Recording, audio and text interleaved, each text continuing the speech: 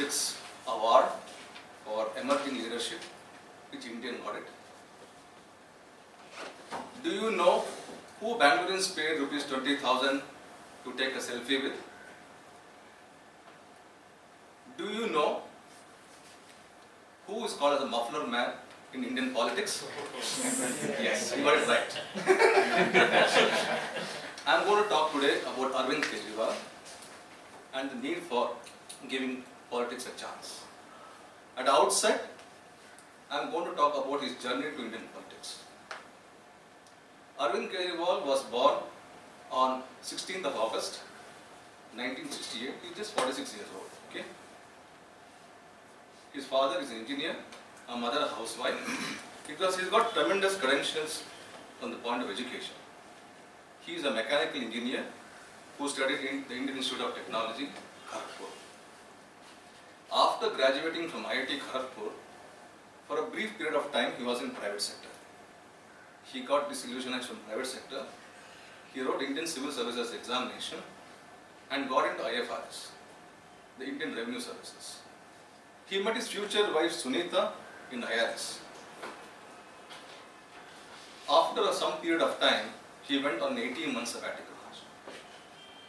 On this 18 months, he actually launched an organization called Parivartan. Parivartan used the powerful medium of Right to Information Act to find out corrupt practices in India and the people behind corruption. In honor and to recognize the achievements of Parivartan, in 2006, the Raman Magsaysay Award was conferred on him as an emergent leader in India.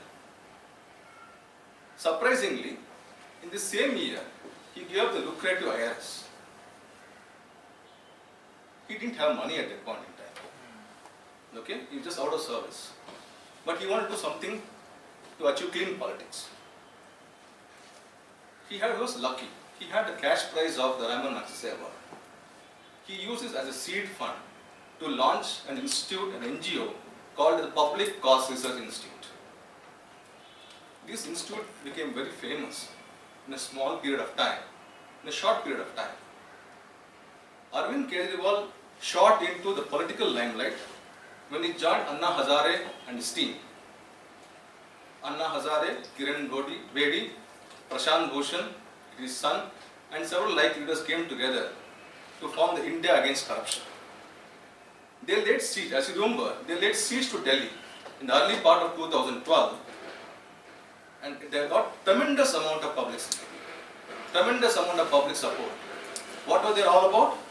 It was about passing the Jan Lokpal bill in the parliament in their own version.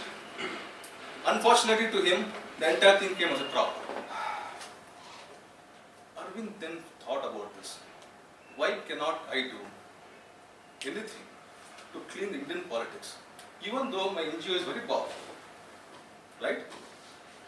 He thought that politics would be the best medium for him to launch a platform, as a platform to launch a crusade against corruption. This led to differences with Anna Hazare and other team members. He split from the Anna Hazare movement and formed the Aam Aadmi Party in 2012. It is a very apt name. It was a very catchy name. He knew how to capture the audience from day one. So called his party as the Aam Aadmi Party. Okay? To surprise of everybody, including probably himself and his own supporters, in the 2013 general elections, his party won 28 of the 70 assembly seats. Okay? There was some sort of conspiracy by other political parties. They wanted to see him defeated. Okay? They gave him outside support. The Indian National Congress, with just 8 members, gave outside support, and Kejriwal became the 6th Chief Minister of Delhi. Everybody knows it was a tumultuous time, crisis after crisis, anarchism. People thought, have we selected an anarchist? Or have we selected a person who can rule? Who is this man? Never ever in the history of Indian politics has a sitting Chief Minister held a dharna. Okay?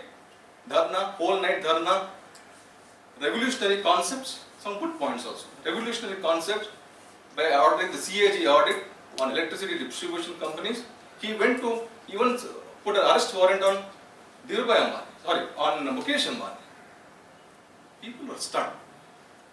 But somehow, he wanted to pass the anti-corruption bill in the Delhi Assembly. But he could not do. So on February 14, 2014, exactly 49 days after he came into power, he said, no, I'm a failure. My party has failed to pass the anti-corruption bill. I'm going to quit. People thought, was this a case of Ayaram Gairam? He just come, just ran away. People wrote him off from Indian politics. And we all thought, this man has come, he's not Aam Aadmi Party, or the Chale Gaya Party. Right? Everybody thought about it. Look, Arvind was very clever. He sat back and realized that his approach will not work in Indian politics. He has to be with the people. He has to be the Aam Aadmi. But doesn't mean that he has to be Aam Aadmi on the road. He worked on a plan. He knew very well that he could not win the general elections, Lok Sabha elections in 2014. However, to prove a point, to say that he is anti-corrupt, he fought against Narendra Modi in the Varanasi general assembly elections. The Lok Sabha elections. However, he got a nice drubbing. I just respect it. Nice drubbing. After some time, he knew the only face savior was the general elections, upcoming general elections in assembly elections of Delhi. Right? In the recently concluded assembly elections, his party won a landslide victory. 67 seats out of 70 seats. Never ever in the history of Delhi's politics, Delhi's state government politics, has such a 95% of the seats have been captured by one particular party. This goes to show that people believe in his approach. They believe in him. If not his approach, they believe in him. They believe in his ideas. They wanted to give a clean politics a chance all over again. Currently, Arvind Kejriwal, true to his ideals, does not hold any portfolio other than the chief ministership portfolio. He wants to ensure that all the pre-poll promises of the Aam Aadmi Party will be implemented in the next 5 years. My dear friends, do we want to join politics? Do we also want to join Arvind Kejriwal's movement? I'm not talking about Aam Aadmi Party alone. Do you also want to become crusaders? Don't you want to give politics a chance? Politics is no longer the game of the person who has nothing else to do. You are seeing so many educated people enter into politics. Let's all give politics a chance. I really sincerely pray the AAP will fulfill all his ideas so that in the next 15-20 years, you have top-class, committed people, honest people joining politics. Jai Hind. Let's hear from them first. All right, the good points in